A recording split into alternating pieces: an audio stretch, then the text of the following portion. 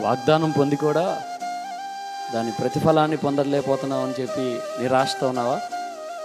ఓర్పు తన సహనాన్ని మరి కొనసాగించినప్పుడు తప్పకుండా నీ జీవితంలో వాగ్దాన ఫలం పొందుకుంటావు. అబ్రహాము ఆ మాట నమ్మి ఓర్పుతో సహించి వాగ్దాన ఫలం పొందినని రాయబడింది. ఒకసారి ఒక యవ్వన పిల్లి ఒక అడవిలో వెళ్తూ ఒక చెట్టు త్వరలో ఉన్నటువంటి పక్షి పిల్లల మీద కన్నేసి వెళ్ళి ఆ త్వరలోకి వెళ్ళిపోయి ఆ పిల్లలన్నీ తినేసి బాగా ఊపిపోయింది. అది తిన్న తర్వాత బయటకు వద్దామంటే దానివల్ల కావట్లేదు, ఆ త్వరలో లావ్ అయిపోయి రాలేకపోతుంది.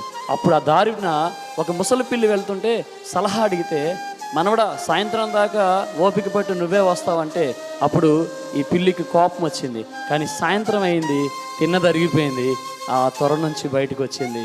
అప్పుడు అనుకుంది కదా, ఓపిక పడితే కార్యం జరిగిద్ది. నీ జీవితంలో ఓర్పు కలిగినాడు దేవుడు తప్పకుండా నీ జీవితంలో కార్యం చేస్తాడు.